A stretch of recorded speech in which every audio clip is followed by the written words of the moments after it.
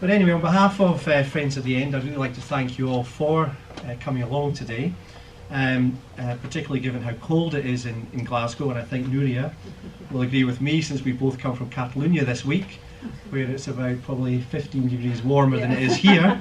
It feels exceptionally cold. I think most of you are members of Friends at the End, but for those of you who are not, it's just to give you a bit more information about ourselves. We are a UK membership organisation. We promote knowledge and understanding of end-of-life choices, and we campaign to change the law on assisted dying. We work very closely with MSPs and other stakeholders, and our primary aim, one of our primary aims, is to support the development of legislation in the Scottish Parliament to allow for assisted dying here in Scotland. We also do provide care, compassion and companionship for those as well who are facing the end of their lives, and people will know we have BAIT, which is our befriending part of our service. Friends at the End was formed in 2000 by a group that was led by our founder, Dr. Libby Wilson, who until her death in March 2016 was actually our convener, and I still think she's probably sorely missed by quite a lot of people in the room here. For myself, just very briefly, I think a lot of you will know who I am. I'm Peter Warren. I worked for many years for Margot MacDonald. Again, a lot of you will know that, but just in case you don't. After Margot's death in 2014, I took myself off to Spain, and I've been living there ever since, but still involved in campaigning. I joined the Dignity in Dying movement in Catalonia, and it was really through that involvement that I became aware of the work that Nuria does. So today's debate has somewhat cheerily been headlined as the Last Taboo: Assisted Dying, the Scottish Council of Human Bioethics versus the Bioethics Committee of Catalonia. And thankfully I haven't seen either of our guests limbering up with boxing gloves this afternoon. And I'm sure there will be differing opinions on the topic, and I'm also sure the debate that will follow will be conducted with absolute civility by everyone who takes part. I do have a little confession to make though before we officially start proceedings. The idea for today's debate was pretty much mine, so you can come and blame me if it doesn't all work in the end.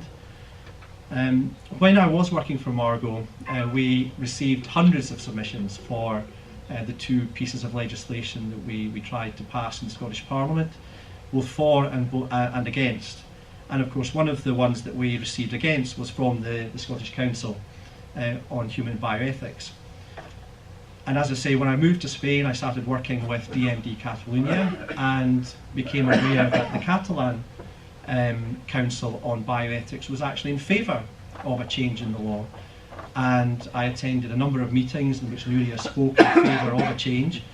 And finally, in the Catalan Parliament, Nuria spoke, I think, at two committees? Yeah.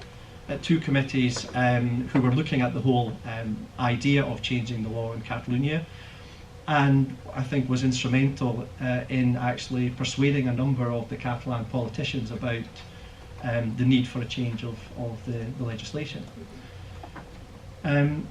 So, having seen both sides of that argument, I thought it would be very interesting for us to hear from somebody on either side of the bioethics debate, and that was really where I came up with this idea. So, our first speaker today is Dermot Graham. He's the one on the left, just in case you were wondering. And Dermot is a member of the Scottish Council on Human Bioethics. He is an actuary by profession, and he's currently working for the Medical and Dental Defence Union of Scotland. Prior to this, he worked for the UK government and was involved in the development of state pension and long-term care policies. And he tells us he was previously a lecturer in demography, I got that right, at the London School of Economics, and is honorary treasurer of the British Society of Population Studies. So I'd like you to welcome Dermot, and you've got about 20 minutes.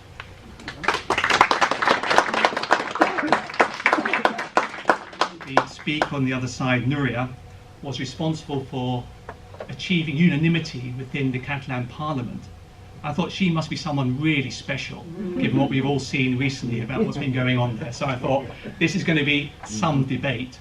Or perhaps not, if I'm not so good. So we'll have to see how it goes. However, before I go any further, I'd just like to mention, related to the title, is that I am actually all in favour of assisted dying. And I hope that I will be assisted to die well. One never knows, I hope so. However, in case you're wondering, that means that our debate is already over.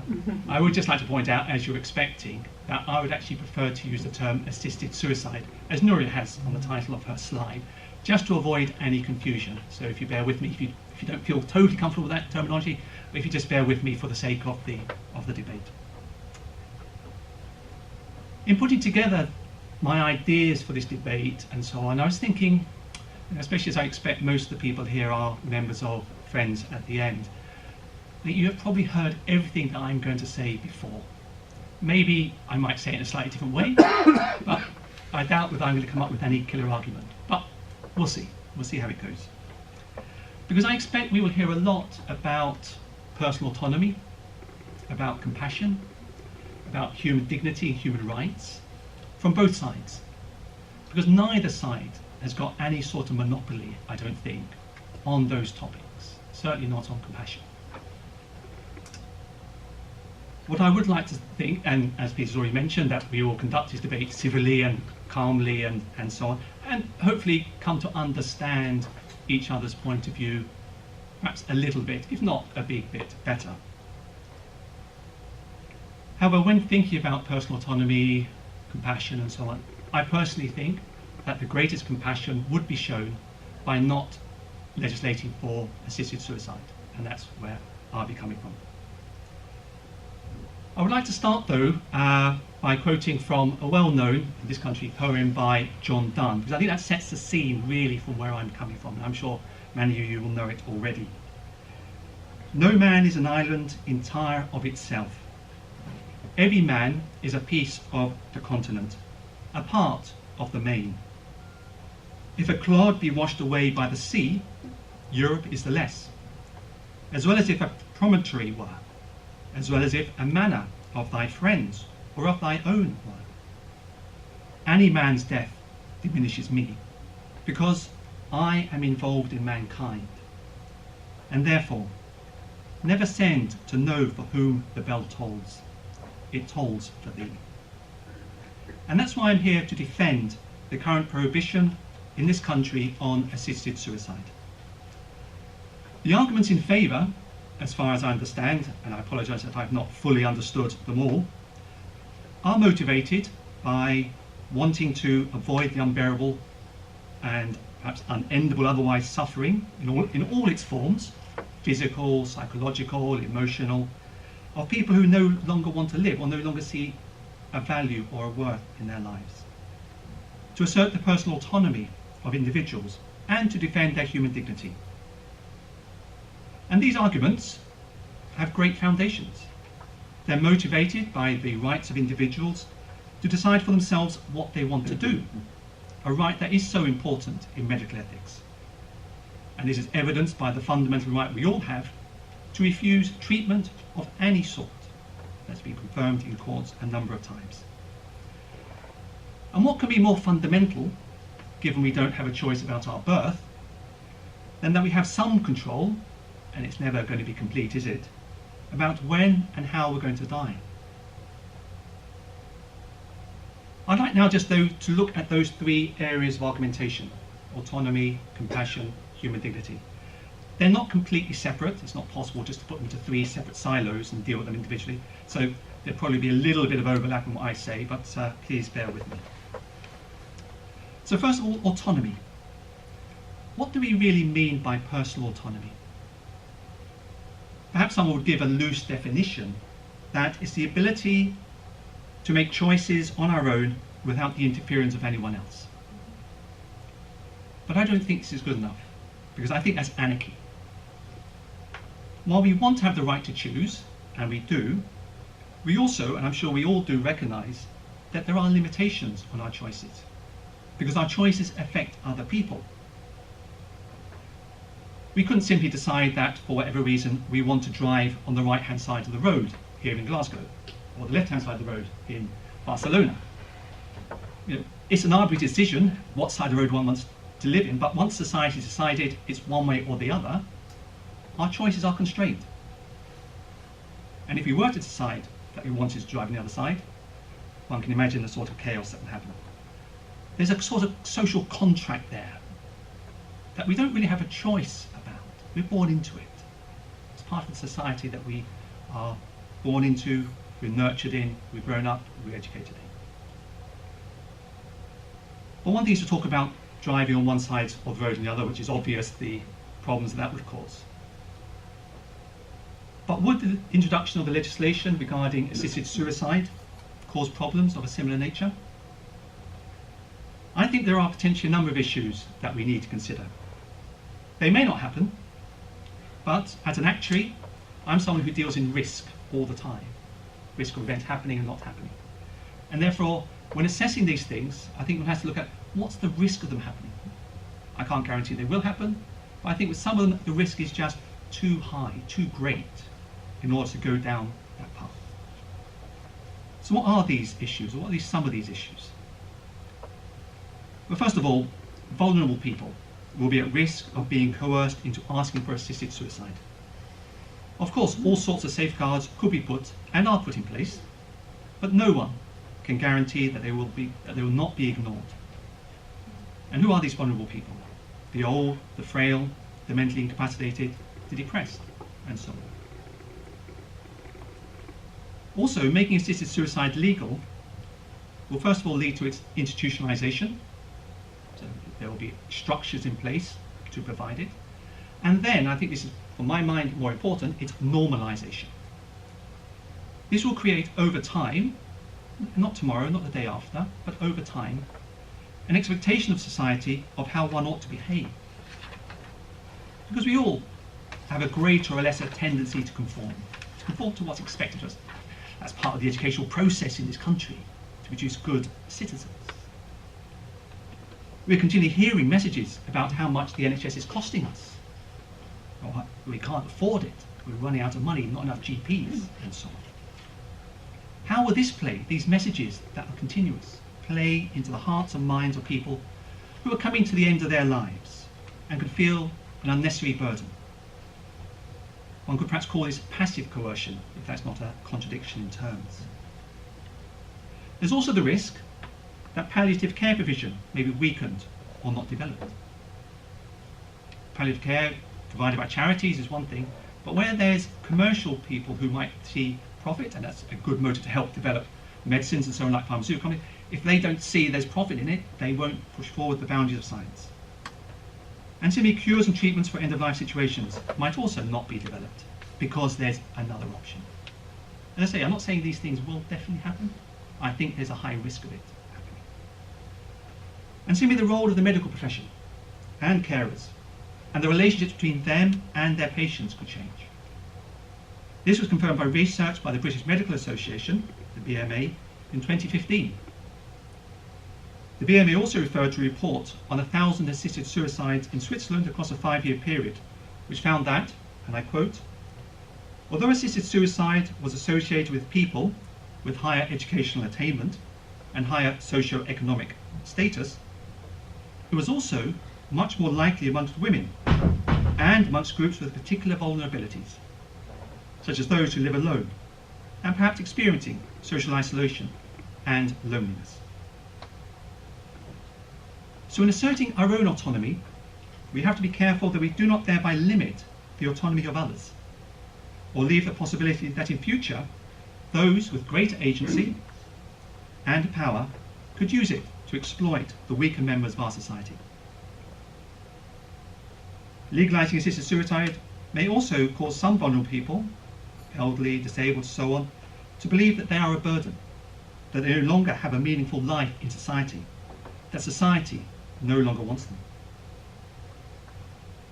And if a suicide is accepted, I do not believe that we will ever have enough safeguards in place to make sure that this will never happen. And one, to my mind, failure of controls would be one too many. In their judgment, which was given on the 5th of October of this year on the Noel Conway case, who had argued that the Suicide Act in England and Wales is incompatible with the European Convention of Human Rights, the judges argued that the Act was compatible in order to avoid creating a slippery slope leading to incremental expansion. Because sometimes it strikes me that people asking for assisted suicide are not asking for enough. You can't limit it. If you limit it to those who have got, say, 6 months to live, why not 12? You cannot put an arbitrary limit on that. Moving on to human dignity.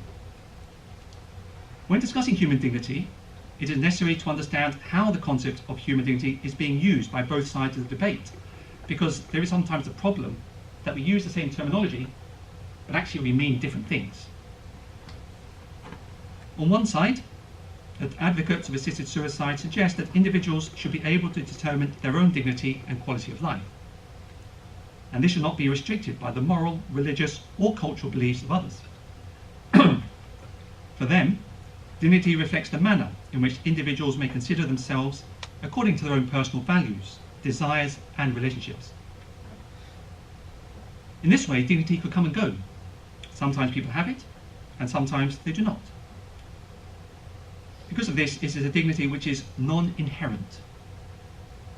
And also, it can vary quite considerably between individuals. In this case, the right to die with dignity reflects a claim that persons should be able to die when they believe that their lives no longer have any worth, or too little worth, or just before they reach that stage. As such, this understanding of dignity is consistent with the claim that individuals should be able to make their own decisions as an expression of personal freedom and autonomy. It is a dignity which sustains the permanent, immeasurable, and equal value and worth of all members of society. As such, it is an inherent dignity that can never be lost, in contrast to that non-inherent dignity that can come and go. It is found in every person and is found to the same extent. This means it is present in the young man who wants to commit suicide or the very sick person who has only 24 hours to live. With inherent dignity, every life has value. Every life has equal value. However, when a society accepts assisted suicide, this message can no longer, unfortunately, be supported. Indeed, when assisted suicide is legalized, it means that society as a whole, us, agree that the values of some lives may be unequal, and that some lives may no longer have any worth and should or could be ended. Of course, some people believe that the concept of inherent human dignity is empty of meaning. There's no relevance to this argument. And if one has this view, then of course, there is no reason at all to think that assisted suicide is wrong. But then one would be going against centuries, if not millennia, of ethical views on the worth of human beings, going against the foundations of the United Nations Universal Declaration of Human Rights, which talks itself about the inherent dignity and the equal and inalienable rights of all members of the human family, and being the foundation of freedom, justice, and peace in the world. At present, we live in a society where inherent human dignity is universal, and where each and every person is expected to recognise the same dignity in everyone else. However, if assisted suicide is ever legalised, it would mean that society has accepted that inherent human dignity is no longer universal and can actually be lost. But I don't think that the value of a human being can ever be lost, no matter who they are, what they've done, what condition they're in. And I think that for a civilized society to survive, everyone should also accept that every life is equally meaningful and worthwhile without exception, starting with one's own. This doesn't mean that legalizing assisted suicide will suddenly mean that civilization collapses the following day. Far from it. But over time, it's like a house. Houses very rarely fall down overnight. They crumble little by little as their foundations weaken. I also believe that if one person decides that he or she no longer has any value or worth, and society agrees with him or her through its parliament, then the social network upholding the dignity of all people is damaged. And so in a way, those advocating assisted suicide that be legalised are asking Parliament to deny the universal equality of value of all human beings, the very basis upon which the whole point of Parliament is actually built. Because when a person asks for assisted suicide, he or she is asking the whole of society to accept that some individuals can have lives which no longer have any worth or meaning. It would also give the message that the very value and significance of a human life is merely based on subjective choices and decisions, and whether a life meets certain quality standards. As a result, it would affect everyone in society, and not just those contemplating assisted suicide. For example, such a society could no longer offer any robust arguments against ending the lives of irreversible, non-conscious individuals, people who may be considered as having an inferior or unworthy quality of life. Rather, I believe that vulnerable people need to know that they are valued and unconditionally accepted for who they are. Vulnerable people need to know that there is no shame in being dependent upon others. We are all dependent upon others at all stages of our life. And that's what society is all about. It's a place where we can help each other, where we depend on each other and we help each other, and where everyone recognises the same value and dignity in everyone. In the evidence given to the End of Life Assistance Scotland Bill Committee in 2010, one of the people giving evidence, Pam Duncan, representing disabled organisations, said, "Every life lost to suicide is a tragedy, whatever the person's age. One suicide represents lost life, lost talent, lost creativity, a lost mother or father, brother, sister, son or daughter, and a wound that does not easily heal, and those who are left behind." And I would argue the same would be true for assisted suicide as for any other type of suicide. So coming back to the general point about human dignity, we have a choice. Is it inherent or is it non-inherent? One could believe that inherent dignity, that subjective dignity, has a priority or should have a priority in society, and accept that the value of human life is purely subjective and relative, that some lives may lose their meaning. And therefore society, in this case, based on equal rights and equal worth of all individuals, cannot exist. Or you can believe that all individuals have the same dignity, which enables a just and civilised society to exist in a spirit of solidarity. A responsible, civilised, and value-giving society which continues to equally affirm and defend the worth and meaning of the lives of all its members, even though they may be aged, weak, and dependent upon others, even though they may have lost their autonomy, even though they may be suicidal. The final section then I want to cover is that of compassion. When faced with the suffering of our fellow men and women, especially of those closest to us, we can feel powerless and think that our words are of very little use. Although the word compassion itself comes from the Latin, meaning to suffer with.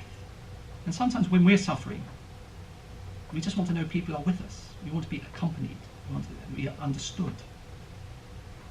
We dislike seeing anyone in pain, especially if there is nothing we can do.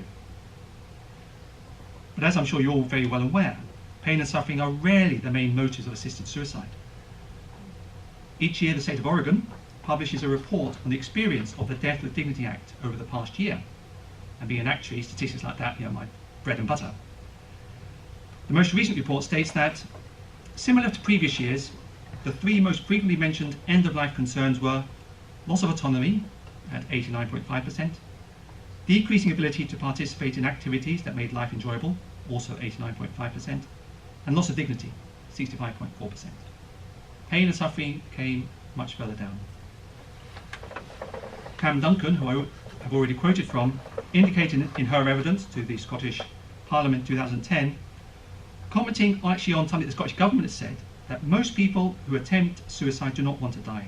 They want to end the pain they are suffering. And that pain that they are suffering can be ended. Experts agree that most physical suffering can be relieved by a whole range of measures, including appropriate palliative care. And where there are situations where that pain cannot be controlled for whatever reason, and there are, then, and from the Scottish Council on Human Bioethics view, then one can sedate the person, not in order to kill the person, not to hasten death, but to control the symptoms. If, as an unintended consequence, that additional medication, that extra morphine, whatever it may be, that was given, does shorten the life, that is ethically acceptable because it wasn't the intention. If that sedation was given precisely to hasten death, that, from our point of view, would be unethical. Because using sedation to relieve the intolerable distress of a patient is an acceptable treatment in medical ethics. And as far as I understand, very few patients request assisted suicide when their physical, emotional and spiritual needs have been adequately addressed through palliative care. And Linda Ganzini, Professor of Psychiatry and Medicine in the US state of Oregon, said, again in front of the Scottish Parliament Committee, that it would be highly unusual for a patient to choose assisted suicide purely because of pain that they were experiencing that could not be treated. Interestingly, the majority of patients who pursue assisted suicide in Oregon have very low symptom burden when they pursue it. They are anticipating symptom burden in the future that will undermine their autonomy. It is really not about pain. And it sometimes is the fear of the future that concerns us. But do we really know how we are going to feel in the situations we might be imagining? Some of us here are not perhaps quite as young as we used to be. But when we were as young as we used to be, and if it doesn't get too complicated, thought about what we might be like when we are the age we are now, we probably didn't think we'd be in as good shape as we are. I mean, when we were at school, you thought all your teachers were 100 years old. Well, but we are at our age now, and actually we're probably better. They talk about the 70s being the new 60s. So how do we know what we're going to be like when we're faced with different situations? The human body, the human spirit is amazing, how it rises to challenges. And therefore we need to allow those challenges to come.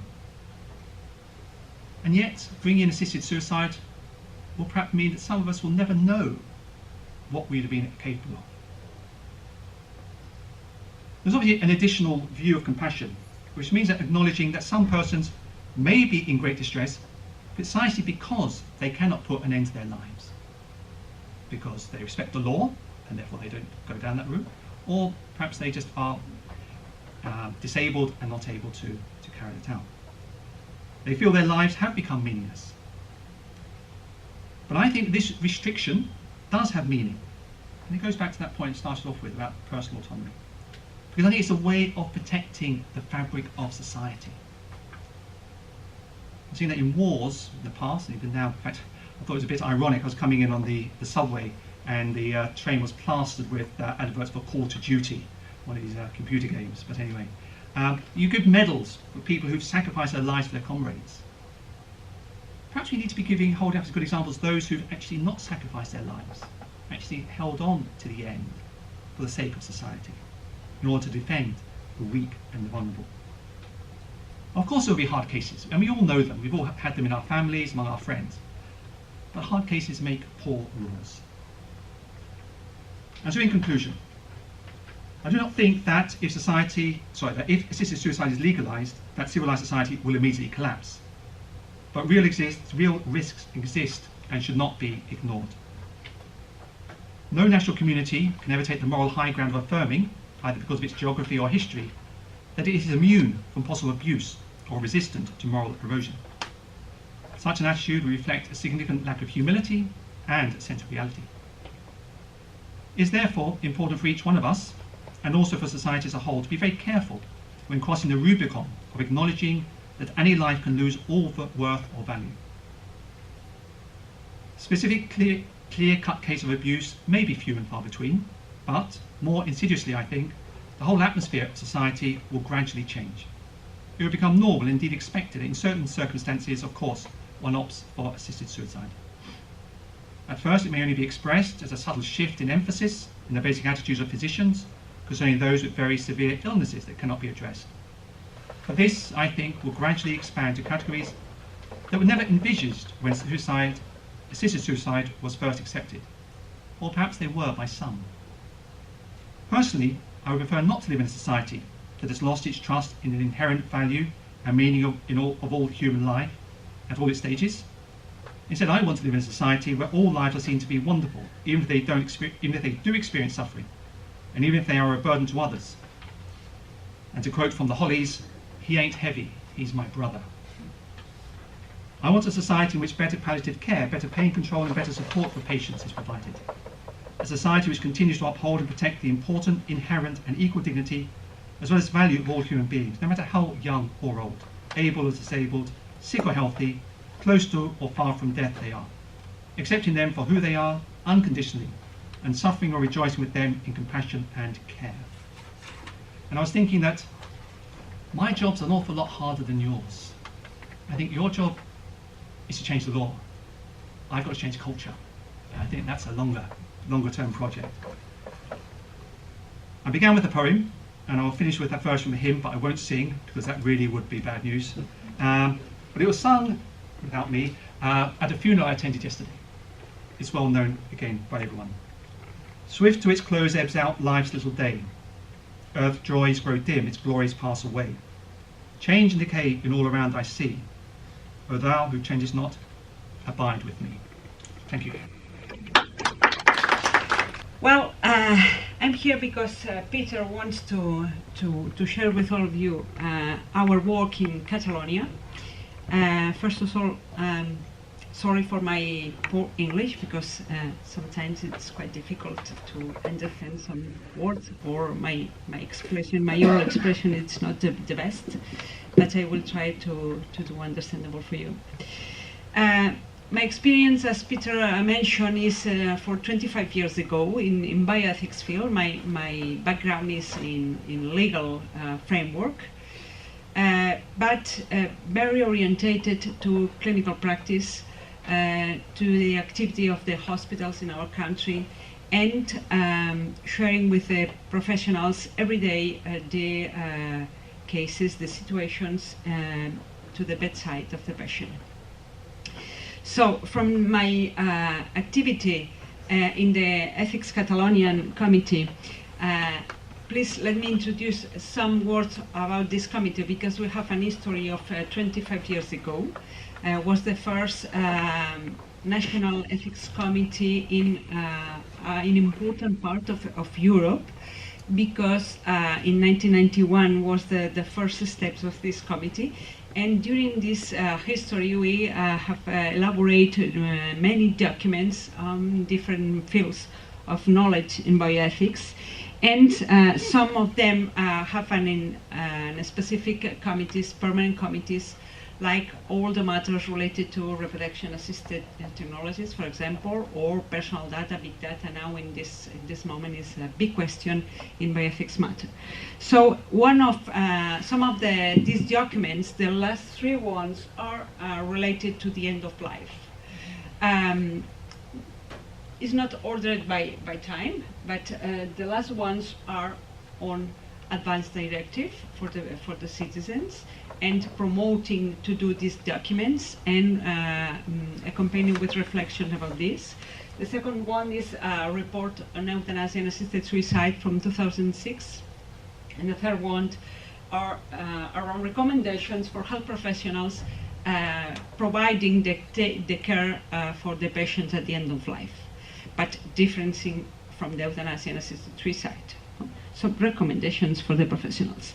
So, the current debate on euthanasia and assisted suicide, I think that are around different elements.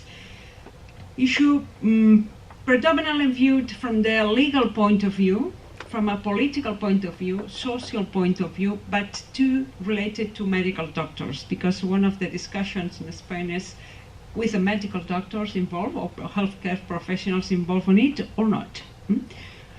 The second element is the need to recognize the ethical significance of euthanasia or therapeutic obstinacy, because one of the aspects to request the ones to die for the people is the obstinacy, the therapeutic obstinacy of some professionals, especially in the last 40 years, with the development of the medicine, of the medical support at the end of life, and all these possibilities to prolong the biological life. recognition of patient autonomy. My colleague mentioned this point. It's very important to have the person as the center of the attention. The person is who may define what is dignity for life for this person, not the society. Dignity of life, of course, is a concept inherent of every person, but the specific sense of this concept for the person may be defined for this person, not for the society, not for the politicians, not for the medical doctor.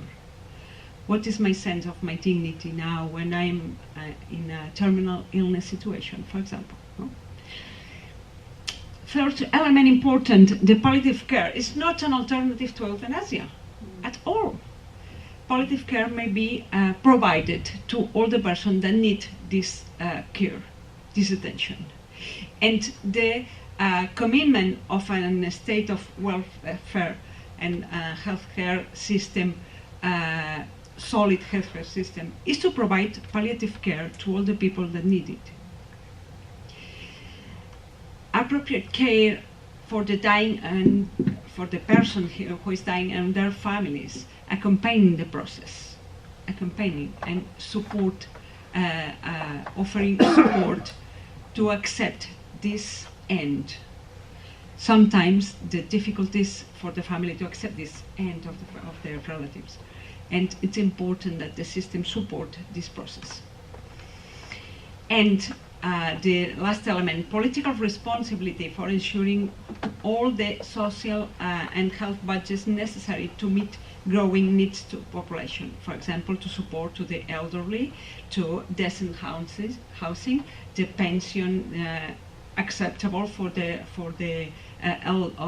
old people, and all these elements are important to avoid the question that my colleague mentioned, to avoid the necessity to ask to die because the situation is inhuman for this person to live. And this is a responsibility of the state, of course. So, questions that we can to do about the assisted dying.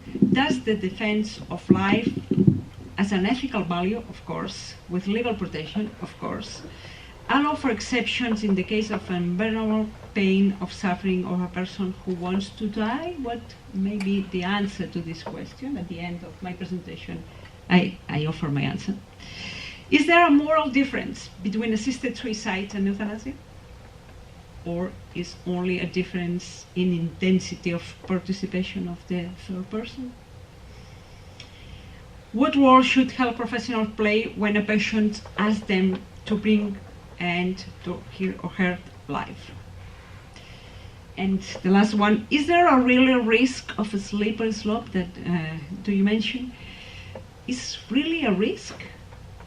Or we have we made to offer the enough control to a regulation to avoid this risk? This is the question. So, a slippery slope argument. What is the risk? Do you express perfectly well? Being unable to prevent the application of assisted dying in situations where other options exist, or extending to different contexts that the law offers. Cases not anticipated in law, or with a loose interpretation of the requirements, or people under pressure of the family, of the context, of the social context, or could tend to being considered as just one more form to end of life, as you mentioned. I think that the answer needs to a strong control. In my sense, different than the model from Belgium, from Holland, from other countries that depenalize the euthanasia, because the control, at my sense, may be before of the practice of euthanasia, of assisted suicide, and not after. Because after, the person is dead. But before, you can control the requirements that the law express. And if this requirement is not a reality, don't accept this practice. I think that it's the better way to offer to the citizens the security of the process. Well, at the end of the presentation, I come back to this point. What is the legal framework in Spain? We have a Spanish constitution that our Article 15 expresses everyone has the right to life and to preserve the physical and moral integrity, and nobody may ever to subject to torture and inhuman or degrading punishment. Well, we have two interpretations, one against the other one. Mm-hmm. One of them, argument against assisted dying. The state has the duty to protect life in all stages of his life, and another person cannot interfere in this life. The other argument in favor of individual right to die is the self-determination of our life. The life is a right of the person, and this person may to administrate this right. And this person has the right to decide how and when the person can finish. Can say, okay, it's okay. And some situations of the healthcare context perfectly may be inhuman and degrading treatment, for example, when we have situation of a therapeutic obscenity. Many people in our hospitals, now less than 20 years ago, but is a current situation still in Spain. There are in the intensive care unit during days and days supported by treatments of life support. In a nonsense matter. Why? Because the health professionals have some fear to reaction of the family, or why? Because the family asks for maintain this biological life, or what? What is the sense of this? Well, this is the interpretation of our constitution. Our previous criminal code, before 1996, the regulation was very close to an homicide or murder in the punish sense. As you see, from 12 and 20 years of prison, not distinguish this context, the situation of the patient. Now we have a different criminal code from 1995 that punishes assistance of inducement to suicide with prison, but express a specific paragraph that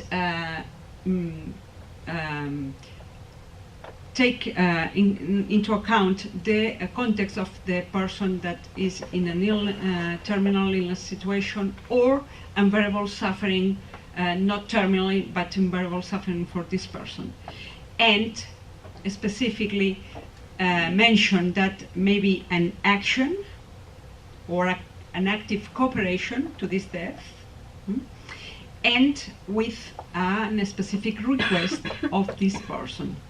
If you can see the elements of this: necessary or direct actions, excludes all indirect action or omissions of the treatment.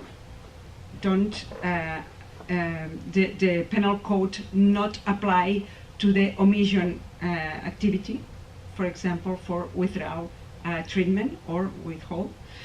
Express serious and equivocal requests of the patient. It's possible that these requests are expressed previously in an advance directive document, and contemplate both situations, terminal illness or permanent or serious suffering. This is the actual regulation in Spain. Other healthcare professional helps to die to a patient with an action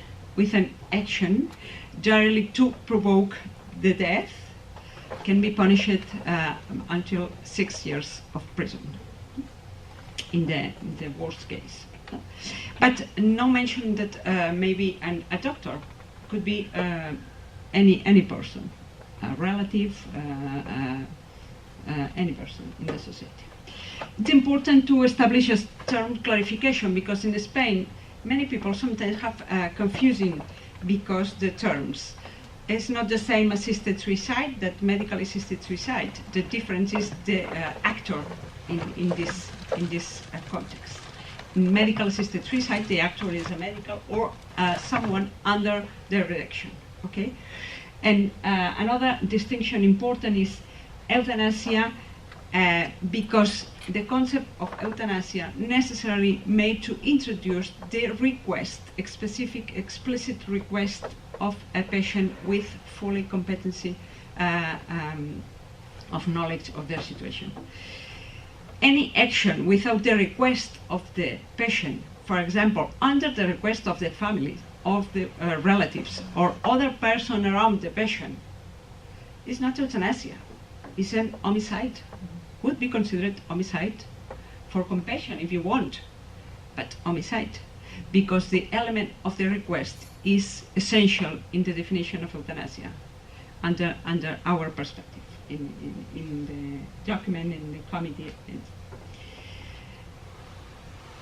Use the following terms should be avoided because are confusing. Passive euthanasia refer to withdraw or withhold futile and unnecessary treatments. No, it's not euthanasia. It's good clinical practice if we have the indications to withdraw this treatment. At the same sense, indirect euthanasia is not the application of the sedation at the end of life to mitigate suffering of the person. If the intention is another, could be euthanasia, of course. But if your intention is mitigate the symptoms that we cannot control or are unbearable for this patient, this activity is good clinical practice and is acceptable under our law. I think that, as you mentioned, under your law too. Okay. So any omission of treatment could be considered euthanasia. Why? Because this omission of treatment may be to respond to both situations, or rejection of treatment, refuse of treatment by the patient, expressed previously or in this moment, or is the result of decision of limitation of treatment by the professionals. So in both cases, the omission of treatment is the same, not initiate the treatment or withdraw this treatment that we began many weeks ago or days ago when this treatment was indicated, but in this moment it's not indicated, it's futile, and we can withdraw. Okay? And any omission of treatment without these requirements is an homicide if the result is the end of life of the person, not refused by the patient or not consents in the health professional system, team, by an argument under futility of the treatment. It's not normal. Normal, the situation is one of these. Or the patient refused, or the team decided to withdraw, or both, because sometimes coincide both situations. So restriction of life-sustaining treatment, sometimes many people interpret that this euthanasia is not. If you withdraw a sustaining support, including artificial nutrition and hydration, this is a concept very well discussed in Europe, because some countries of Europe consider that the nutrition or hydration or artificial are maybe provided always. It not depend on the situation of the patient. But the scientific society defends that sometimes this hydration or this nutrition is a treatment too, an artificial treatment too, and could be withdrawn at the same time with a ventilator or another treatment. So the limitation of treatment could be sustaining life treatment or not. For example, at the end of life, a patient may be tributary to provide antibiotics. Perhaps not. This is a limitation of treatment. It's not sense to do to provide antibiotics in some situations. No? And this is a way to provoke the die? No, at all. But sometimes some interpretations consider that yes, this is a way of euthanasia, indirect euthanasia. Well, surely you are familiarized with all these concepts, but many times when you talk about euthanasia in some forums, it's quite difficult to distinguish this because the people mix all the concepts. So sorry if you are familiarized with this. Withhold a treatment is the same that withdraw a treatment previously started. It's an omission in both cases. Treatment is either not started or is withdrawn because it's not possible to control the illness with the treatment, and it's not going to offer any improvement to the patient.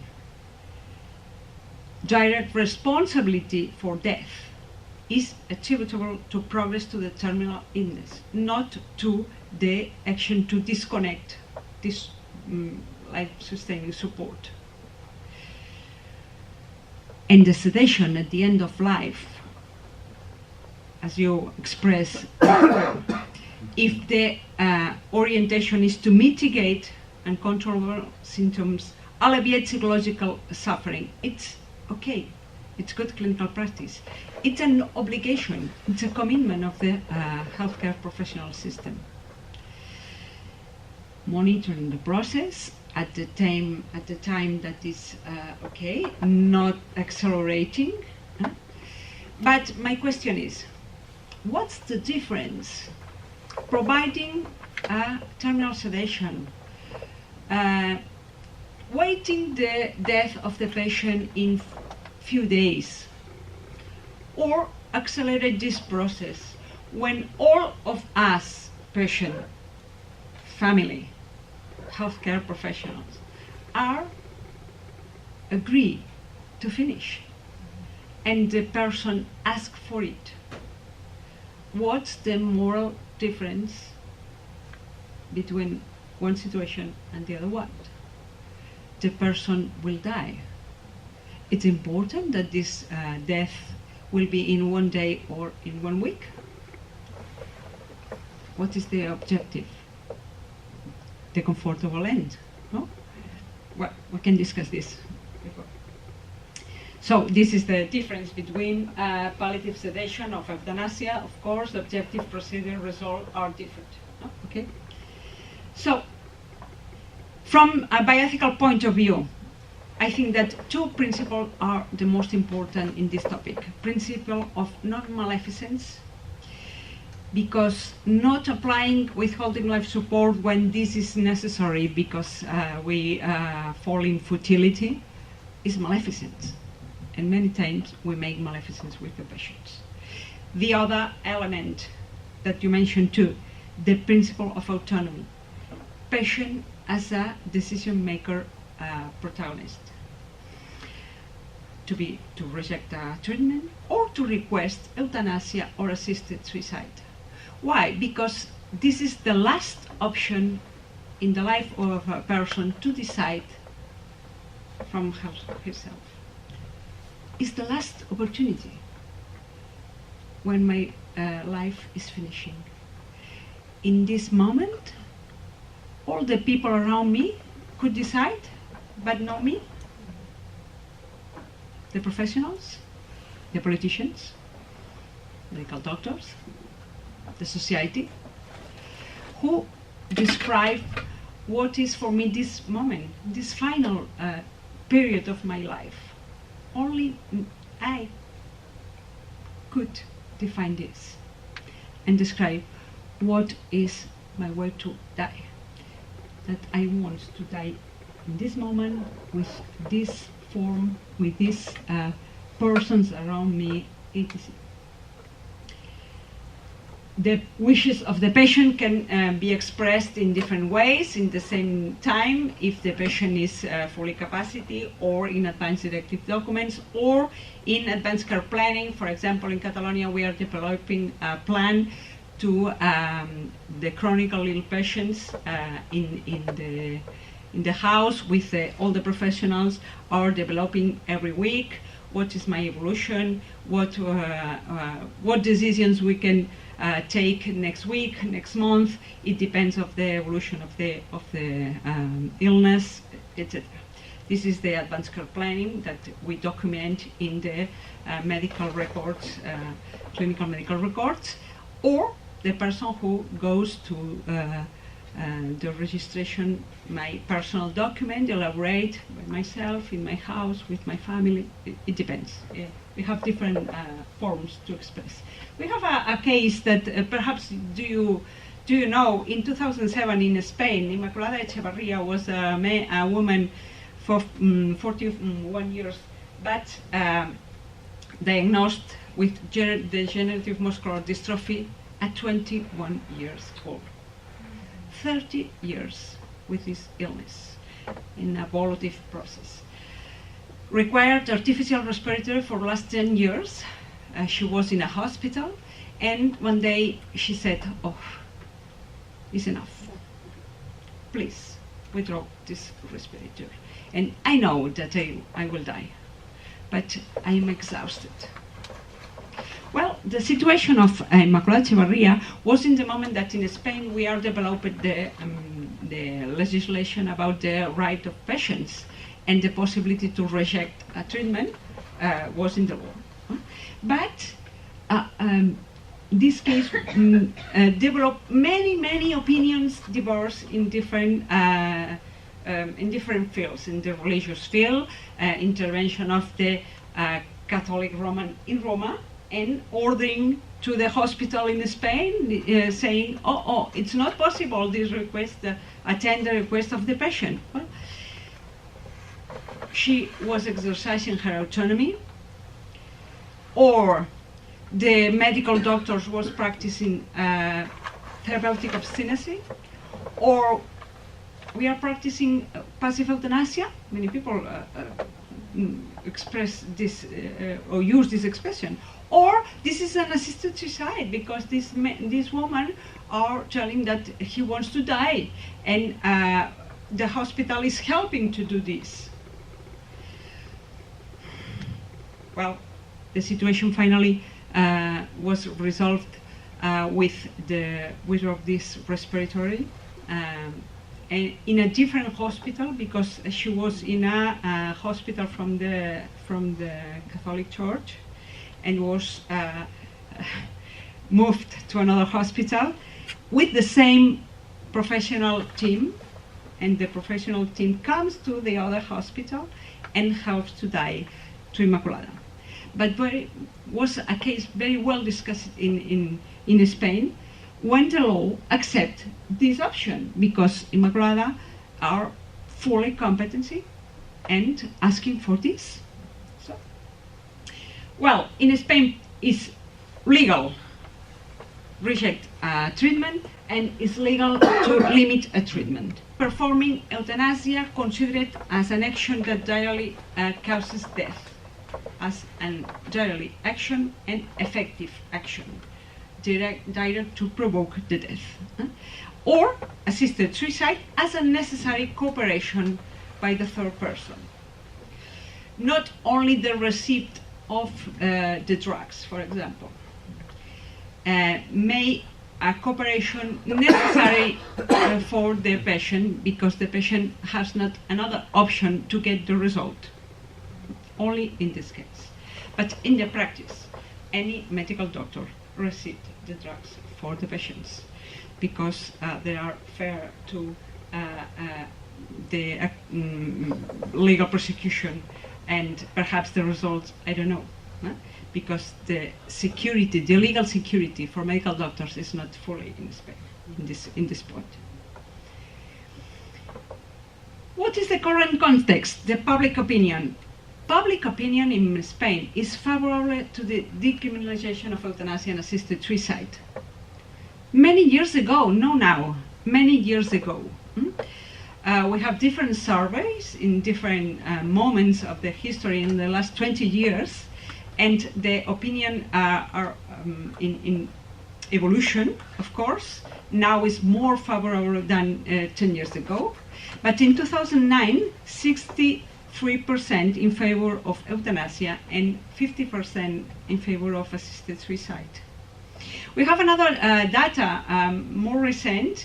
The Economist, the review Economist, a survey in different countries in Europe in 2015, 15 countries in the world with majority in favor of accepting euthanasia. We can find these results in the internet.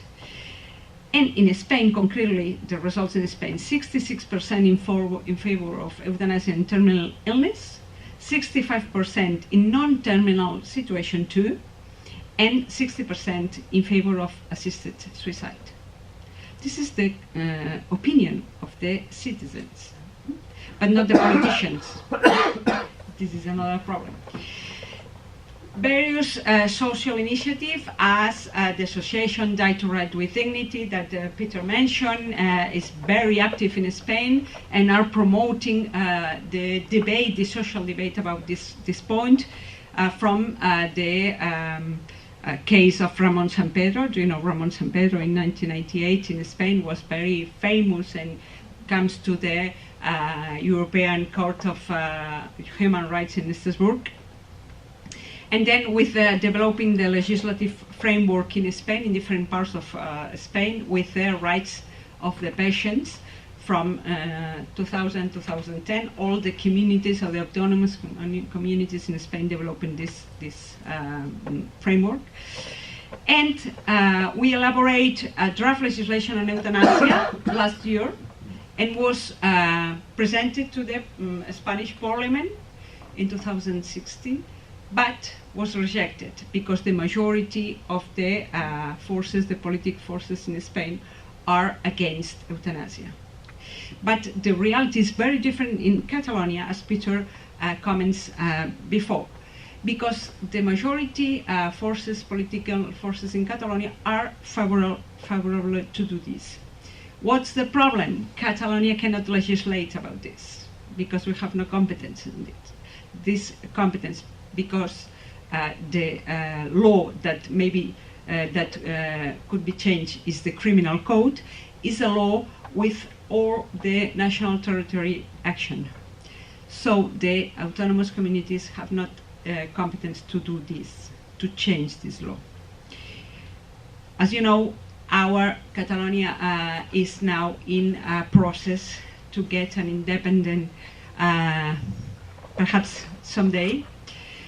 But no is the reality in this moment.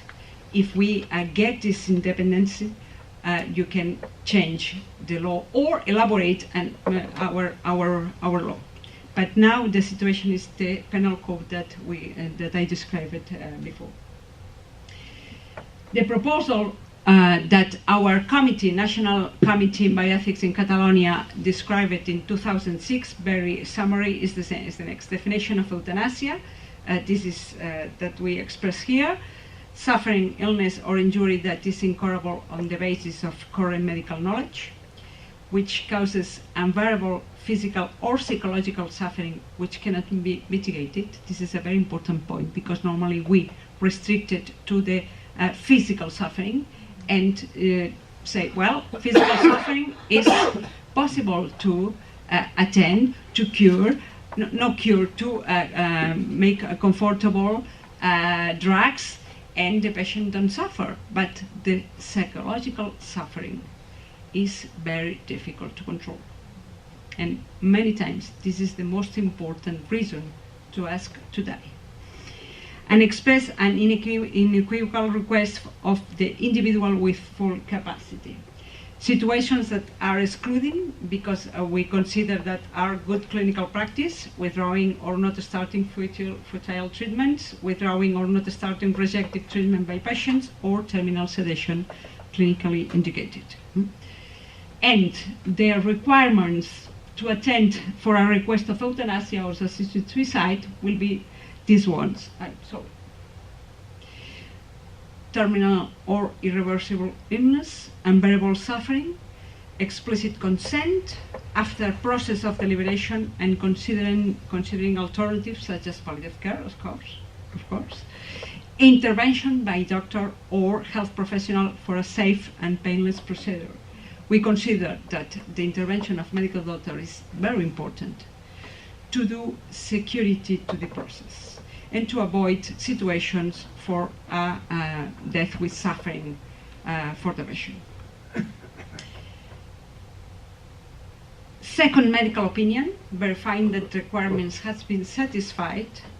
Second medical opinion is important because the medical doctor, as a responsible of this patient, perhaps sometimes could under pressure. And the second opinion is the guarantee to concrete that the requirements are completed.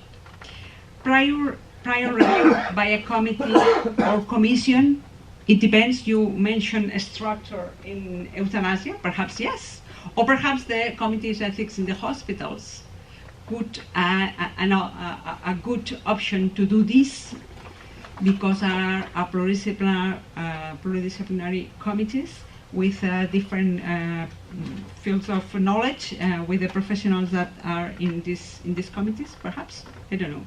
But prior revision of this requirement, nor post. Rapid process to avoid bureaucratization, but not immediately, because a request for euthanasia is not a question that we may resolve in 1 day or 2 days. We can take the time necessary to explore the requirements, the firm decision of the patient. Legal notification subsequent to the performance of euthanasia, after, but only to the last check of the complement of requirements. And the measure is not legalization, it's depenalization, because it's not the same. Depenalization means that the penal code regulate the punishment if you don't follow the requirements that the same law establish. Is the process regulated in Holland and in Belgium? It's not legalization, it's depenalization. It's not the same. When you legalize something, you go out to the penal code and disappear in the penal code. Depenalization follows in the penal code, but under requirements. If you follow these requirements, it's not punished, it's not prosecuted. So finally, the aim of medicine, our committee consider when we elaborate this document, is not just to cure or to maintain life at good price, particularly in situations that the opportunities often do not exist. It's also enable a good death, free of pain and suffering, and respecting the choices and the values of the person. This is the most important point, respecting the choices and the values of the patient. Not defining these values or these choices from outside of the patient. So the public opinion in favor in regulated euthanasia and assisted suicide in Spain, as you see, but it's not a priority for our politicians by now. For Spanish politicians, yes, for Catalan politicians, but are not the same, and we have not the possibility to change this by now. So in the Spanish, and I think that in the next years, because the evolution of the politicians in Spain do not offer the guarantee to change at all, because I think that in the next election we continue with the same groups in the government. So perhaps one day we can change this, but not by now. Okay, thank you very much. And I promise you answer the questions that we present in my first slide. Does the defense of life and ethical value can accept exceptions? Under my point of view, yes, with the proper guarantees. The second one, is a moral difference between euthanasia and assisted suicide? No, when the objective is to assist to die. Well dying. The question is the intensity of the participation of the third person that help to the patient to die. More intensive euthanasia, less intensive assisted suicide, because it's the same person that performs the final. What role should health professional play? Response to this request, but with a legal security. This is the reason, but the context, the framework, legal framework, made to offer this security to the health professional. It's not now the situation in Spain. It's not secure for the health professionals to help to die. This is an important point. In the end, is there a real risk of a slippery slope? I think that not, if the law and its requirements are implemented under a good control of accomplishment of these requirements. So when a country is prepared to change the law in this point, may to prepared to establish a good system of control to do this, to offer two guarantees to the citizens. If not, it's an irresponsibility to do this change of the law. Okay, thank you very much. And sorry because you'll agree, two quite different views on bioethics, and I'm absolutely sure you will have some questions. The reason I've asked Jacobina to come up is just in case there is some of the language or some of the questioning that isn't clear for Nuria.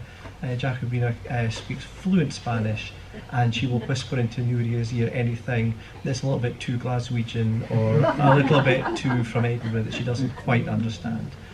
Anyway, so who's got the first question? Oh, I'll go through to Gordon. Can I use the mic?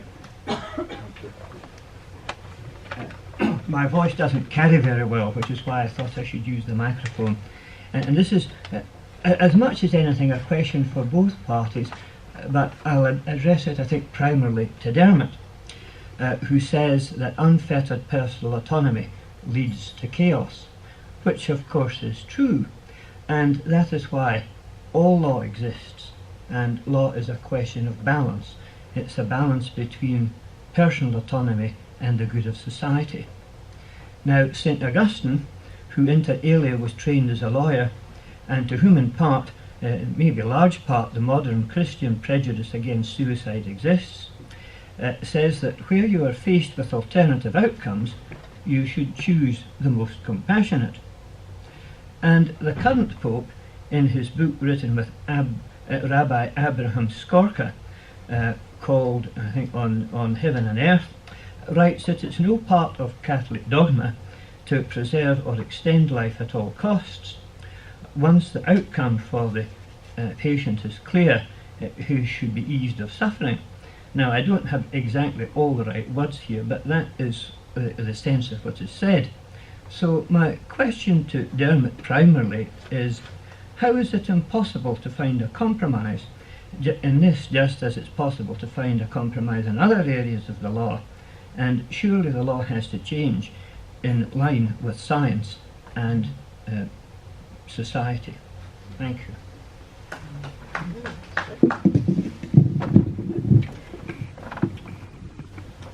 Thanks very much, Gordon, for your question. I think we are faced with a change in society, aren't we? I mean, as an actuary, I used to work for Prudential Insurance, looking at their annuity book, and we had all these people living longer and longer and longer. We were paying out annuities, what seemed for forever and ever. And I think this is one of the issues facing society we have at the moment. We are living longer, medical science keeps us going, and then we're faced with perhaps a long illness or difficult illness at the end of life. And I agree, who am I to disagree with St. Augustine? I think if we are to face with different possibilities, we should choose the most compassionate.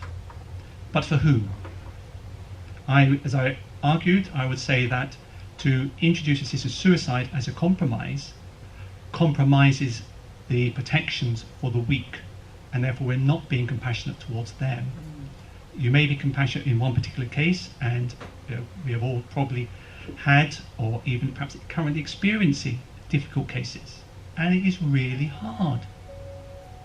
But we have to step back and look at the bigger picture.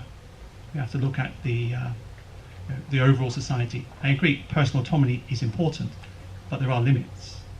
I think on your quote from Pope Francis, I think that's totally in agreement with what Nuria was saying, that there does come a point in each of our lives where any treatment, including at times hydration and feeding, is futile. And therefore there shouldn't be that, I think it was quite a nice term, therapeutic obstinacy of the healthcare professionals or the family to keep the person alive at all costs. Although I'm afraid what's happening in the States, happening in England, what's happening so much in Scotland yet, is this defensive medicine that people don't want to let go because of fear of being sued by relatives for not keeping them alive. I totally disagree with that. Nuria, do you want to? It's true that in the last part of your answer, it's true that sometimes this conduct is defensive medicine from the medical doctors. But in our country, I don't know here in your country, in our country the last 10 years we have a very strong activity of training of the medical doctors against obstinacy. And all the units of intensive care, for example, have protocols to establish the limits of the actuation with a patient and to avoid precisely these situations. Many times this pressure of the families, it's very deep in order to change the clinician criteria. And this is terrible because in our country we have a public health care system, and a patient during many days in a unit intensive care, there is a very high cost for the system, and then this possibility to this bed, for example, for another patient is not possible. And this criteria of justice, this is another argument from bioethics point of view, is important to provide to the medical doctors too, because many times the fear to this family, because perhaps this family attempt against us because we don't are applied all the possibilities at the end. Oh no. And this is a real situation now in Spain, because the legal demand, the prosecution of these actuations are constrained to the medical doctors. In this sense, I think that the American culture comes to Europe, because this is not the situation 30 years ago, but yes now. And when the people say, oh, we can ask for compensation, an economic compensation, because if, it's terrible. I don't know if it's the reality in your country, but yes, in Spain too. Okay, next question. Yep. I just want to say nobody's mentioned at all that suicide is legal in this country. But if I want to die tomorrow and I haven't got the pills and I can't walk into the Holy Land because I might not die of hypothermia, I want to know that I've got the availability of a doctor to help me if I'm in a terminal. It doesn't even have to be terminal. If I want to commit suicide and can't, I want help. Now, Dermot, everything you've said I disagree with, everything. Because I don't think that why can't we have legal assisted dying if we can't hold the straw to give us our potion? Could you explain that? I must have done pretty well for you to disagree with everything I said. You're probably going to disagree with what I'm going to say now then. I think it comes back to the fact that, and I think it was one of the quotes here that I quoted from Pam Duncan, that every suicide is a sign of failure. It's a sign of failure of society to provide the support. You give that very, very interesting example of this Echeverria lady. Decided one day she'd had enough. What was the support team doing for that person? Maybe, with hindsight, this is a wonderful thing, they could have looked after her much better, so that she didn't want to make that choice. 30 years. And maybe she had, we all have bad days. We all not a do. question of bad So days.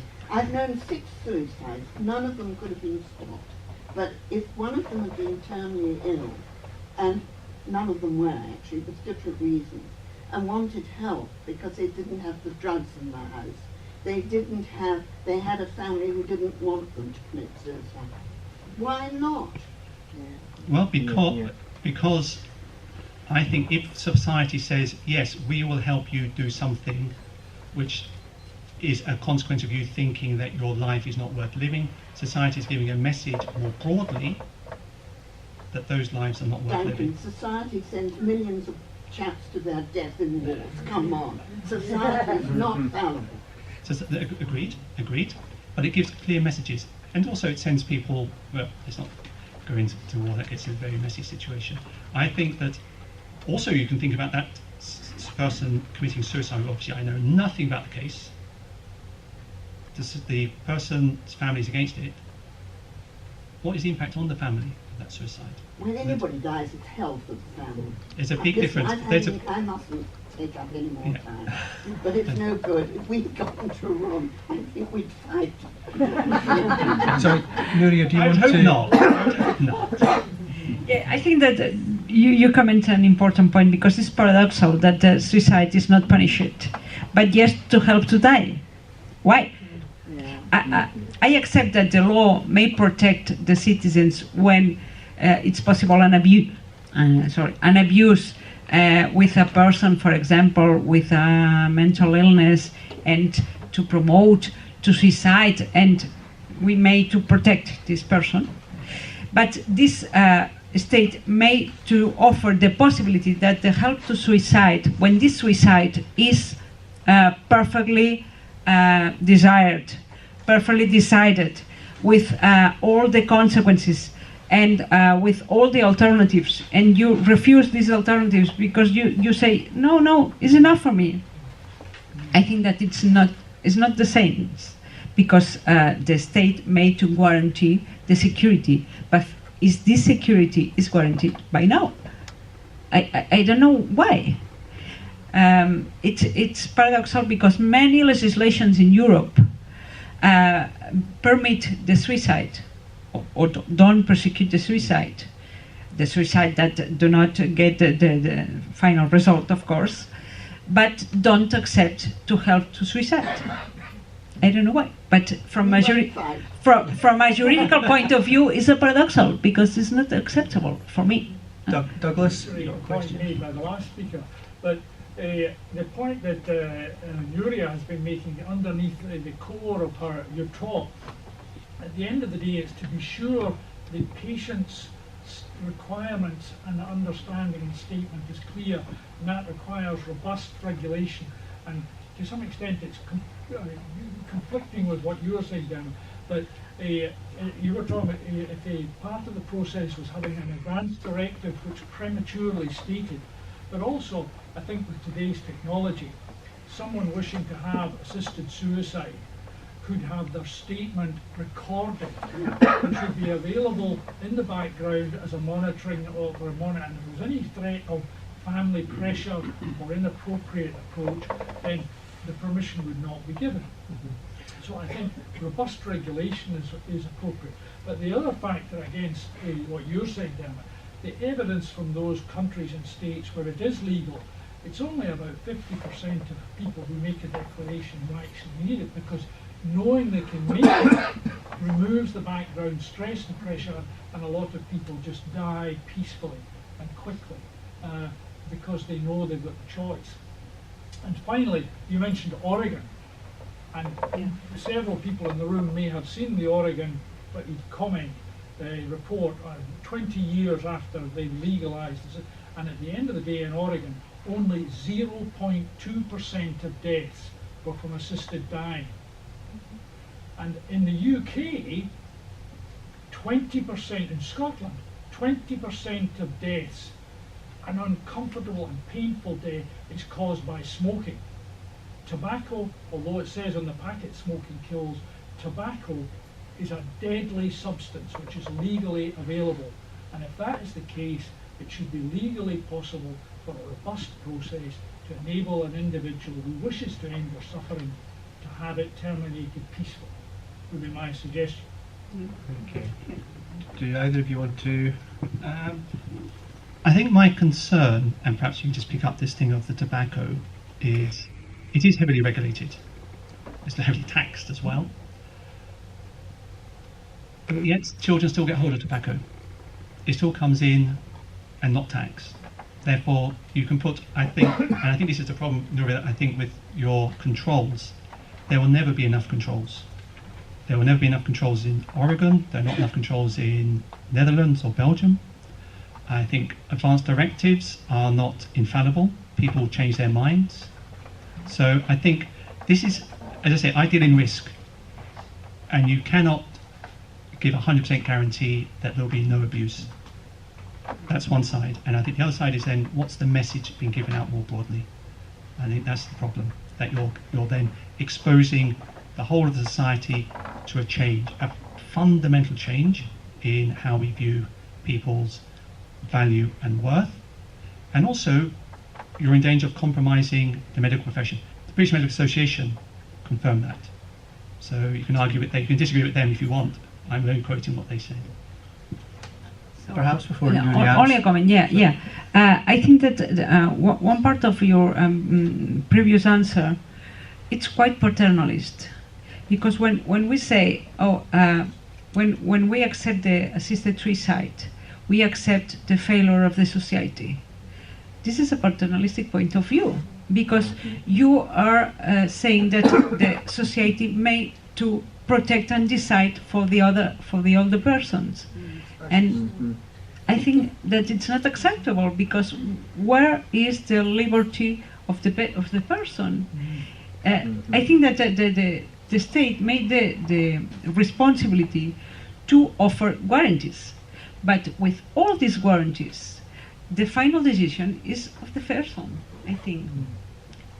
If this person, like Immaculada Echevarria, says, it's enough for me, I'm living in these conditions with all my comfortable surroundings, with all my support of my family, my friends, but it's enough for me. Why is a failure of the society? I think that no, we may accept this. It's the decision of this woman. If I may carry on? Yep. I think we are actually living in an increasingly controlling society, personally. I think society is invading into our life more and more each day. So to say that this is a particular problem of paternalism, I think that's happening in all areas of our life. I think you'll find the more legislation there is. So I think this is not anything different from what's happening more general. But I think society, even without a state, I think one can distinguish between state and society. I think society is where, and because the societies exist, you have different state formats. I think society, I would like to think, has a responsibility for each other. That we have that message, that inherent dignity that remains no matter what. If we move to a situation where we say that my life is no longer worth living, and society agrees, then I think the society is basically saying anyone in that situation, their life is no longer worth living. No. You may disagree, you obviously disagree, but I think that is what will be the subliminal message that will go out. People will be seeing that, they'll be seeing the message about the cost of the NHS, the cost of medicines going up, bed blocking. Peter, you mentioned that I think earlier. I'm a burden, other people doing this, other people's situation, the person next door or in the next bed had assisted suicide. Perhaps I ought to do the same. Not abuse, fully within the controls that perhaps have been set up as well. But nonetheless, I don't think that's a society that, well, no, I know I don't want a society where there will be people who go through that thought process with that ending. Take-up rates of assisted suicide and euthanasia, the esteem in which the medical profession is held is almost universal. I think the approval rating of doctors in Holland is something like 85 or 90%. So it's for me, it's a bit paradoxical to say that introducing legislation will somehow distance the patient from the medical professionals, because the evidence in Holland is really quite the opposite. So, I suppose the evidence from the BMA Could is I that is take you up the BMA as a doctor? So BMA represents 45% of doctors, and not everybody in the BMA is against assisted suicide. There's about 46% split within the BMA. So you're actually talking about 25% of doctors are actively against. anyway, sorry, we have other questions just at the front here. Can I just ask Dermot if you have actually seen the document that you have to adhere to if you wish to have an assisted death in Switzerland? Because I defy anybody to find a way around it. It's about 40 pages of it. It'll take you at least four months to achieve. You know, I mean, have you seen it? No. I recommend you do. You might change your view. But could I also just add, I think it's important that you feel that society will be collapsing on the basis of taking an attitude to assisted dying. Frankly, what you seem to neglect completely is dignity, is respect for the patient, for the individual dying. You don't give any credence to that. And furthermore, everything depends on the value of the patient. Why is it up to you or the institutions to decide the value? It's up to the individual to have a sense of their own value, not for Parliament or politicians or individuals to attack. Would you like to respond to that, Dermot? Or?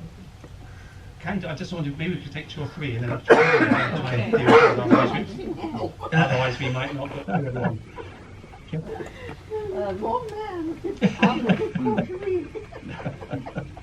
I just say to Dermot, you spoke a great deal about value and worth and such like. I have never heard anything from anyone who supports assisted dying saying that we want people to die because they are not worth anything. I would turn it on its head. If I have a dog that's sick, I take it to the vet to get put to sleep because it has high value to me, not because its life is worth living. I can't understand that argument. I'm sorry to say that, you know, it's society that does not value people or think they are of no worth, so we let them die. I think it's the other way around. I think it's about knowing there's a time and a place for all of us to die, and who better to decide when that is than the person. Can I maybe just take one more point, the chap in red, and then we'll come back. Dermot, I want to address not the things you've said, just about every one of which I disagree with, but the things you haven't said. I should explain that I'm one of the society's, or the debate society's, befrienders, which means that people phone me or email me quite often to seek advice and information about end-of-life decisions. I do my best to help. And therefore I'm familiar with people who are suffering for a very long time, or speaking for people whom they love who have been suffering for a long time. And what surprises me about what you said is not the things I want to contest, but the things you haven't said. You seem to assume that if we do not legalize euthanasia, then it won't happen.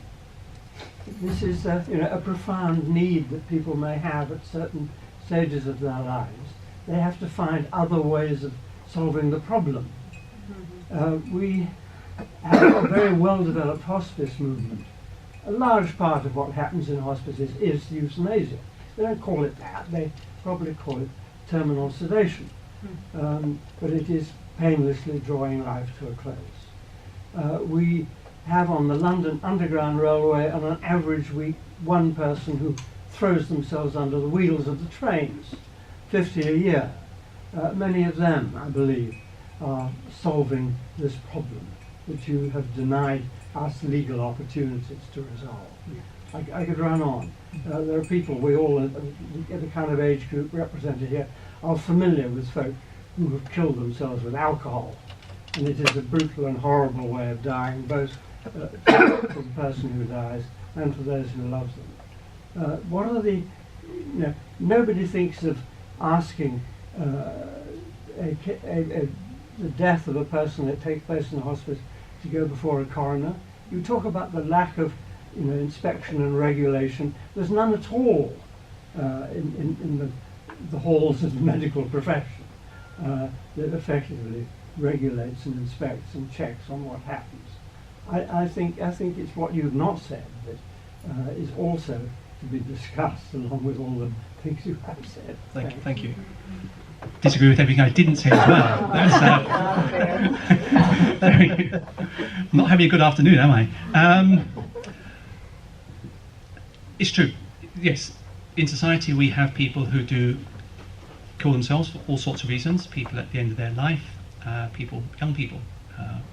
South Wales has a sort of epidemic of suicides at the moment among young people. Yeah. In the United States, they've got the opioid epidemic, which is hitting lower mid and lower working class white males typically in that country. So yes, it is going on. In hospices, is it terminal sedation or palliative sedation? Technically, you did a very clear distinction of definition. In reality, I imagine it's not so easy to always distinguish between the one and the other. And who knows what of those is enough to keep them distress-free, how much is going to kill them, hasten their death. A lot depends on the intention and who will know that. So on that, I agree with what you said. But however, just because it's going on, but it shouldn't go on, I would say, doesn't mean we should therefore legislate to allow it to carry on. Murder's illegal, but murders happen. Doesn't mean we should therefore, well, murders happen anyway, let's legalise it. No, no one here would accept that. So I think there is a case that society, again, through its laws, or throughout the law as well as setting down the rights and wrongs or the punishment, is also an educational process. It also gives messages to people. And it says, at the moment, assisted suicide is wrong, because we think, as the law lords in their judgment on the 5th of October 2017 said, it wasn't me who used the term slippery slope, it was them, was that it would lead to a slippery slope of disadvantage to the vulnerable. So that's coming from the law lords down in England. So not necessarily from quite the highest point in the land, but from a very high point in the land, they're accepting that Parliament does have a role to protect the weak. And I think that's the other part, isn't it? That the Parliament doesn't need to protect the strong. It doesn't. It's all the lobby groups. It's not, you say Parliament, the House of Lords. For goodness sake, it's all part of the system. Aren't we all part of the system as well? Well, no, we vote every 5 years. And I'm trying very hard to vote against people. Sorry. You can't see it for what it is. Sorry. No, it's okay. I've had enough. Nuria, do you want to? Or sorry, you Yes, finished. I like to comment this last point, because in Spain this is a reality too, in the hospitals, but especially at home, with the teams of support to the terminal illness patient at home. We know that the terminal sedation is accelerated in many cases to provoke the finalization of life of this patient, because the family requests for this, because the patient is agree with this, and the team accept this. And this is a reality in Spain, and the authorities knows, but don't action at all. Why?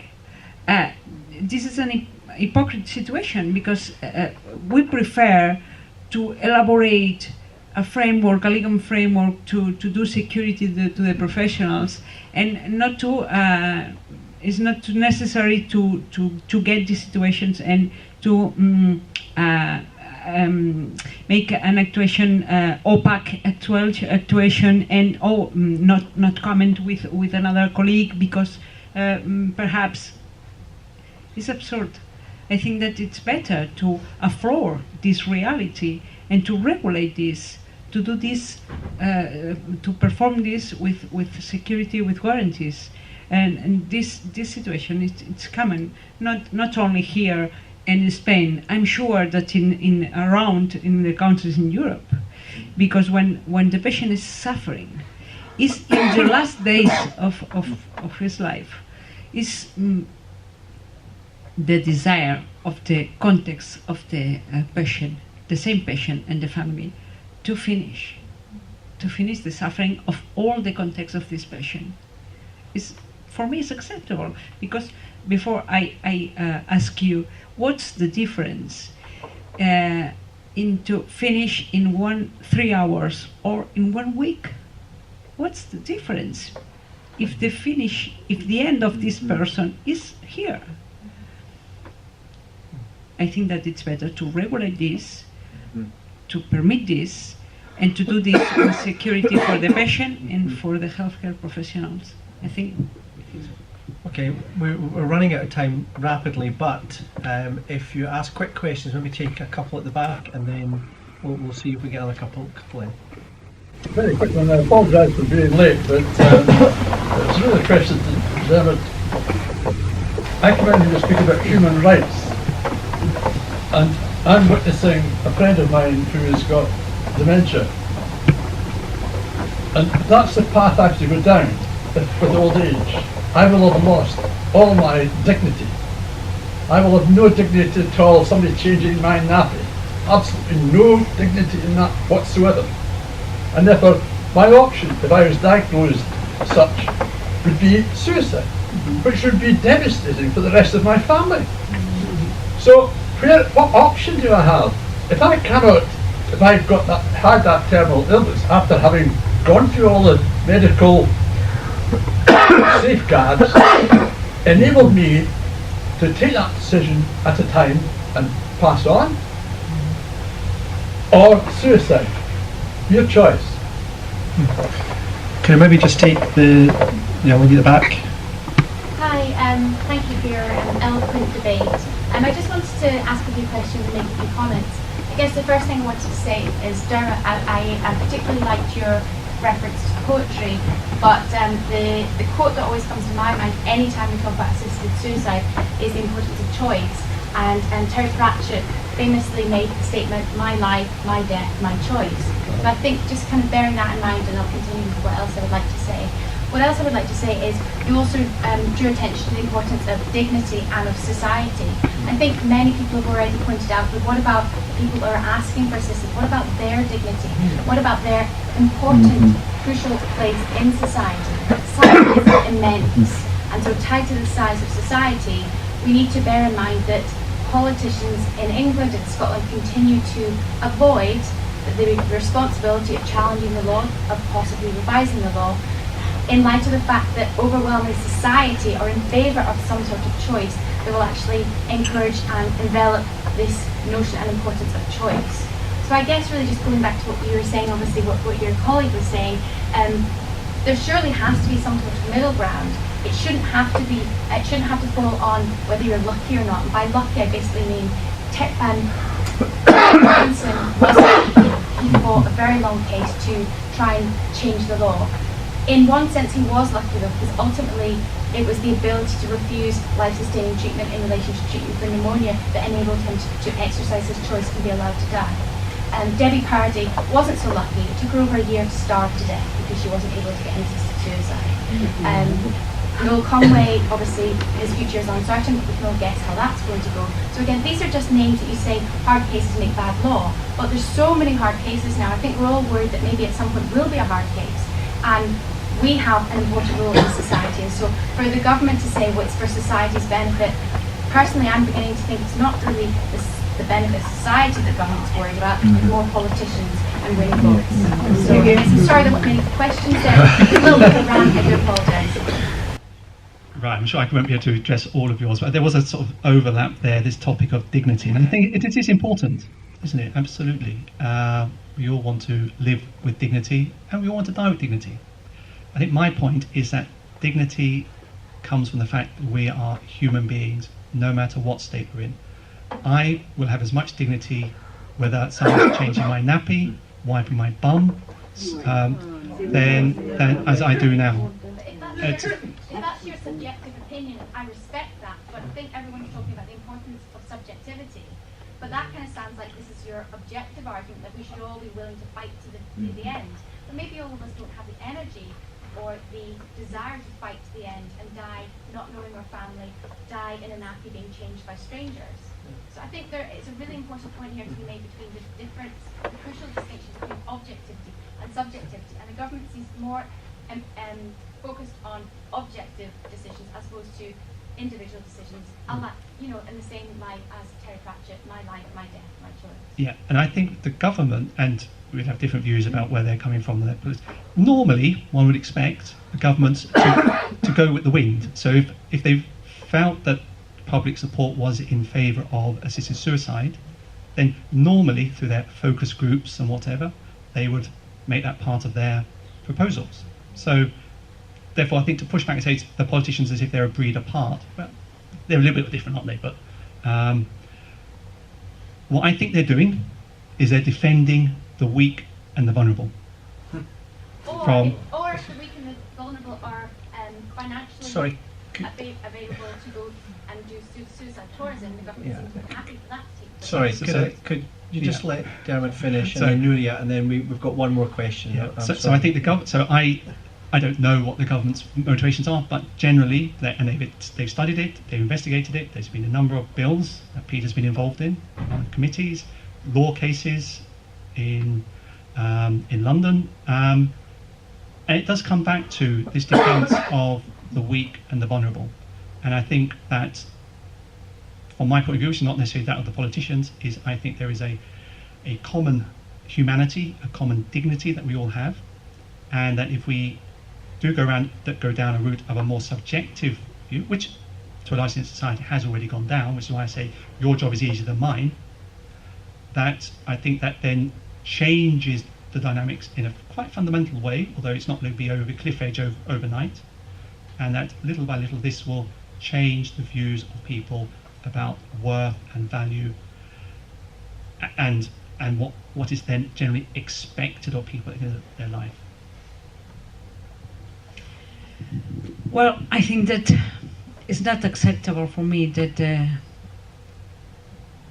the common sense of the society in a country like Spain are in favor of change of the law in this point, and the final decision from the politicians is not our interest now.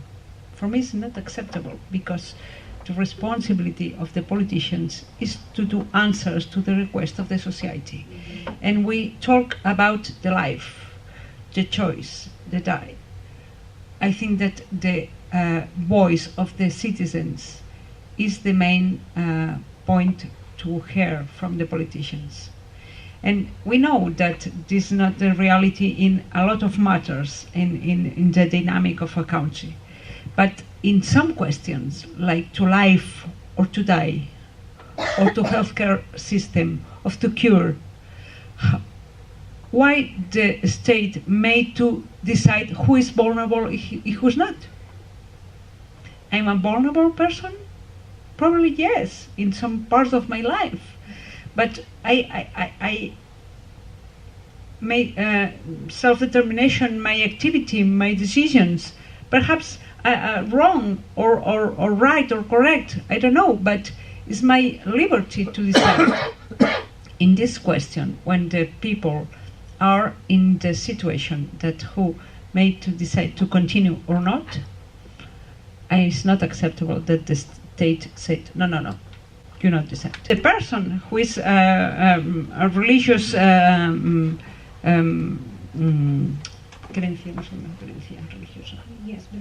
belief, yes, with a religious belief, yes, it's acceptable, it's respectable, but not for the major part of the society.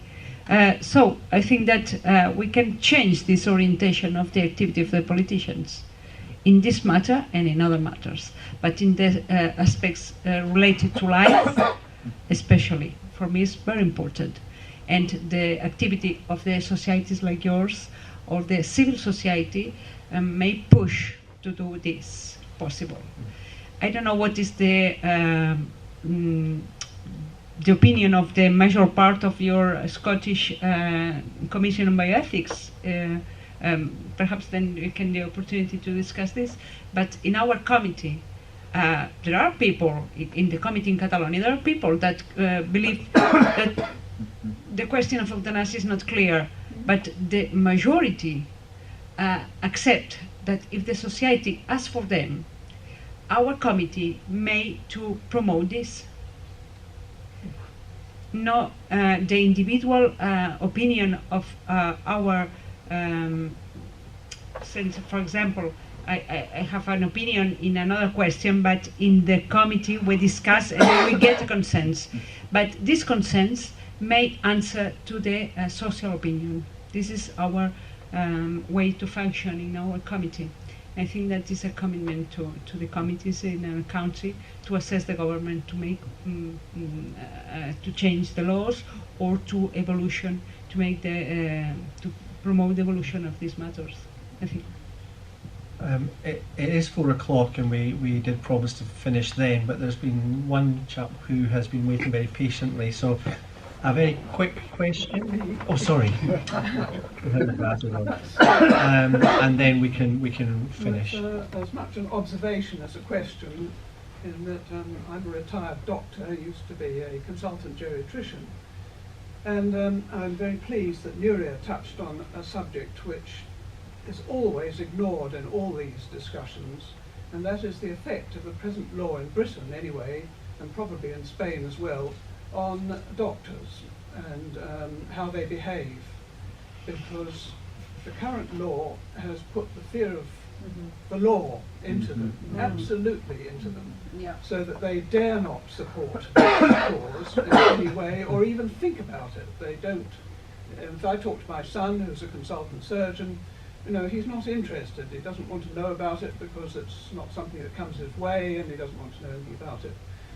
And I think it's one of the reasons why the General Medical Council or the BMA provide such low figures of support amongst doctors, is because they don't want to think about it, and they don't want to be seen to supporting it because it's their career. It's they're even frightened that they could lose their career, which is very understandable.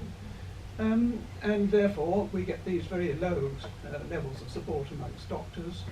And the most important thing of all, however, is the effect of the relationship between the doctor and his patient, in that the doctor's idea is to help his patient in every possible way, and that would include a comfortable death, as it did when I was a medical student. And in fact, we used to provide a comfortable death, and everybody liked this, and it was part of our job. Now you can no longer even discuss it.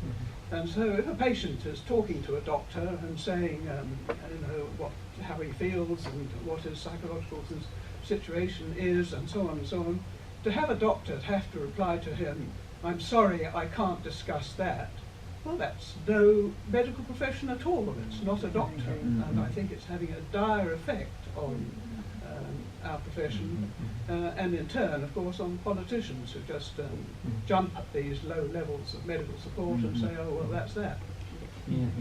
And the perverse thing is that the argument is that any discussion about end of life will destroy the relationship between a doctor and a patient, and really, I suppose it's the opposite. I don't think we need to discuss it if you feel the time is finished, and I stop right if we don't. I mean, if there's maybe just a couple of final comments you'd like to make, and then we could close, or are you? I would actually just like to come back on that, because I think one from my point of view, and Nuri was asking about our committee, I think we are actually fairly unanimous on being opposed to assisted suicide being legalised. However, we are we are unanimous in not thinking that life has to be kept going at all costs. Far from it. And I think if this is what's happening in hospices or hospitals, and doctors not having those responsible, respectful conversations with the patients and their families about end-of-life issues, then I totally agree with you that they are not doing their job properly. And if therefore the guidance they're getting, the regulations, is harming that, then they definitely need to be changed. And there's a lot one can talk about end-of-life issues without having to talk about assisted suicide and euthanasia. And in fact, giving them most, I wouldn't say all, of Nuria's presentation, going through defining the terms, I think would not be a bad thing to do, so they understand differences between euthanasia and just letting people die naturally and so on. So I think maybe there's a bit more education needs to be done back in student level, so that do really understand what the issues are. So as I say, I would come back to just basically two things. This idea that we all have an inherent value that I think assisted suicide would over time corrode, and that really I don't think that you can ever put in enough controls to avoid abuses. Now, just for finish, to thank you very much for this opportunity. It's very interesting for me to contrast with you, with another country, with another culture, this topic. And my impression is that we have a divorce between the society and the politicians in this matter. And I cannot understand why the politicians have the resistance to put this topic under the table to change the regulation, because perhaps these people don't vote. It's not interesting because the people who is dying not comes to the elections. I don't know why, but it's incomprehensible for me why the politicians do not take this topic and put in the table and change the law, because I think that the evolution of the society is favoring not only in the in your country, in my country, I think I repeat, in around Europe, and like an abortion, for example, or other topics, will come the point that will be necessary to put this question in the agenda. Thank you very much. Thank you to you, and continue your work. Okay. Well, I think you'll agree with me. Two hugely interesting contributions, and I think especially a vote of thanks to Dermot, because he was tiptoeing into the lion's den somewhat, and he's almost escaped without having his leg cut off. And to Nuria as well, leaving the warmth of Catalonia to come and see us in the frozen north. I'm just going to ask Gordon just to do a quick vote of thanks, just to close the proceedings for today. Okay. Thank you, Peter. And thank you also, Nuria and Dermot, for coming here today and speaking to us. A politician of the last century, and I've forgotten who he was, said that the touchstone of civilization is the avoidance of cruelty. And I think that's something that we all need to bear in mind. And there are obviously different definitions of that and how you apply it. But I think that we owe a great of gratitude to Dermot and to Nuria for helping us to explore the beginnings and ends of cruelty and where it applies and where it might not. We haven't answered any questions here today. I think most of us came here with our minds made up. I've been very, very interested to hear the various arguments. I hope that perhaps we have succeeded in chipping away a little bit, Dermot, at your security of view on this. But as Peter says, we're intensely grateful to you for coming into the lion's den, as it were. Or maybe you're the lion in our den, but we certainly feel the better for you coming. Nuria, thank you so much for your contribution as well, and also Jacobina for being at hand as a backup with regard to the argot and idiomatic use of English by Scots. But chiefly yourselves, ladies and gentlemen, for coming along on a not very clement day in such numbers to hear such valuable speakers speak in the way that they have. So a round of applause, please.